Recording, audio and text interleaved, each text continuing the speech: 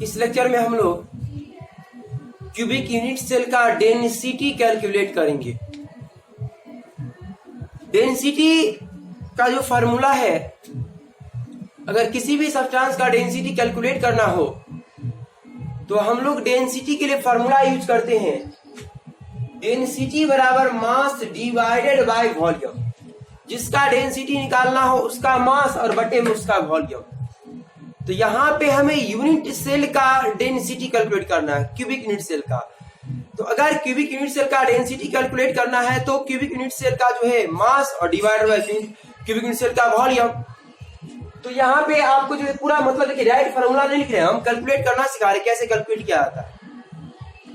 मान लेते हैं कि जो क्यूबिक यूनिट सेल है, आपको तो पता है कि क्यूबिक यूनिट सेल में जो एज होता है किनारा वो टोटल 12 होता है और जितना भी एज होता है सबका जो लेंथ होता है लंबाई बराबर होता है, इस टाइप का होता है।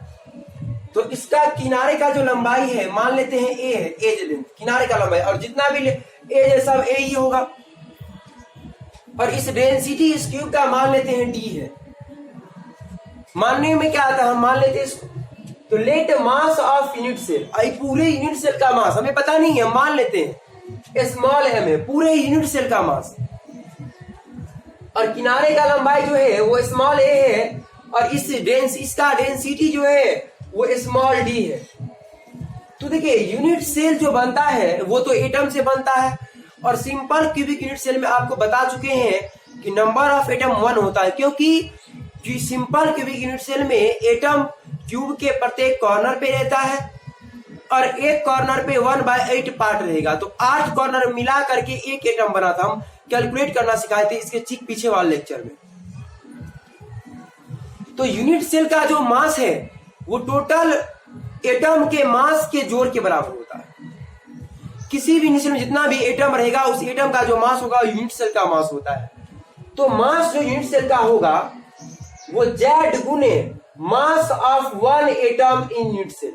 देखिए अगर एटम यूनिट सेल के अंदर अगर 2 एटम है तो हम क्या करेंगे, दोनों एटम तो सेम टाइप का होगा, तो उसके एक एटम के मास से 2 में गुना कर देंगे तो पूरे यूनिट सेल का मास निकल जाएगा। मतलब एक एटम के मास से पूरे यूनिट सेल के मास को अगर मल्टीप्लाई करते हैं हम तो पूरे यूनिट सेल का मास निकलता है।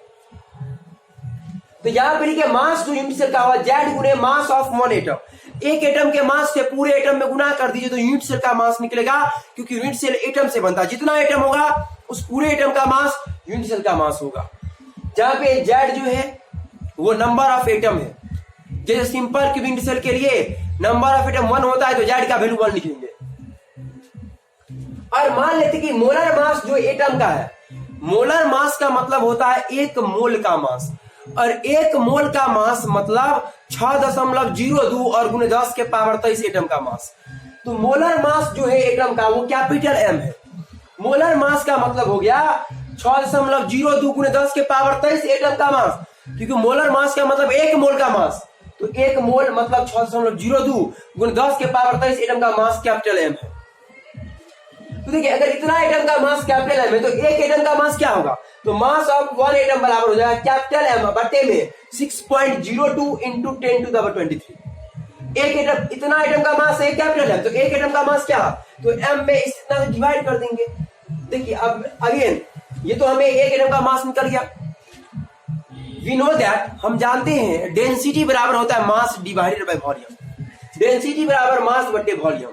लेकिन हमें यहाँ पे जो डेंसिटी निकालना है, किसका डेंसिटी निकालना है, तो यूनिट सेल का डेंसिटी निकालना है। तो डेंसिटी ऑफ यूनिट सेल बराबर क्या होगा, मास ऑफ यूनिट सेल और बटे में वॉल्यूम ऑफ यूनिट सेल। जिसका डेंसिटी निकालेंगे उसका मास बटे में उसका वॉल्यूम। अभी के मास जो यूनिट सेल का आपको निकालना है तो कैसे निकालेंगे, Z गुने और मास ऑफ 1 एटम। तो Z जो है नंबर ऑफ एटम है, तो Z गुने और एक एटम का मास कितना निकाले हम, m बटे में 6.02 10 के पावर 23। अब बटे में वॉल्यूम ऑफ यूनिट सेल। तो यूनिट सेल तो हमारा क्यूब है ना, और क्यूब का जो वॉल्यूम होता है, क्यूब मतलब घन, घन का जो आयतन होता है वो एक क्यूब होता है। तो डेंसिटी ऑफ यूनिट सेल बराबर क्या होगा, Z into m divided by 6.02 into 10⁻23 और डिवाइडेड बाय a क्यूब। तो डेंसिटी ऑफ यूनिट सेल बराबर क्या होगा, Zm बटे में 6.02 इंटू 10⁻23 और इंटू AQ सिंप्लीफाई करेंगे तो ये नीचे आ जाएगा और डेंसिटी यूनिट सेल का निकल गया। और ये जो डेंसिटी निकाले हम ये केवल और केवल क्यूबिक यूनिट सेल के लिए है और यूनिट सेल के लिए जितना भी क्यूबिक यूनिट सेल है सबके लिए एप्लीकेबल होगा। तो डेंसिटी ऑफ यूनिट सेल बराबर क्या होगा क्यूबिक यूनिट सेल के लिए Zm बटे में 6.02 इंटू 10⁻23 और इंटू AQ, जहां पे Z जो है नंबर ऑफ एटम है, कैपिटल M जो है वो मोलर मास है और एक्चुअल में मोलर मास जो होता है वो जस्ट लाइक एटॉमिक मास के बराबर। जैसे सोडियम का एटॉमिक मास 23 AMU होता है, तो अगर सोडियम एटम है तो उसका मोलर मास क्या होता है 23 ग्राम हो जाएगा, बस उसमें ग्राम लगा देना। इस पे डिस्कस हम पहले भी कर चुके हैं। तो Z हो गया नंबर ऑफ एटम, उसके बाद M जो है मोलर मास है एटम का और AQ जो है वॉल्यूम है यूनिट सेल का और A जो है किनारे का लंबाई है।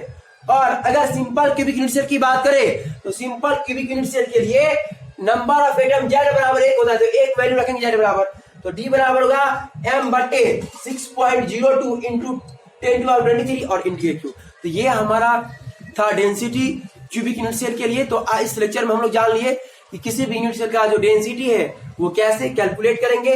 तो अब आपको ये फॉर्मूला कैलकुलेट इतना नहीं करना, बस आपको ये याद रखना डेंसिटी बराबर Zm बटे 6.02 इंटू 10⁻23 इंटू AQ, जहां पे इसको हम लोग एवोगाड्रो नंबर भी बोलते हैं। कहीं कहीं पे Na कैपिटल Na से रिप्रेजेंट किया जाता है, तो घबराना नहीं है।